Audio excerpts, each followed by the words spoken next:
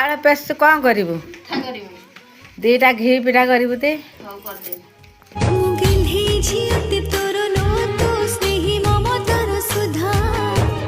କଷ୍ଟ ସହି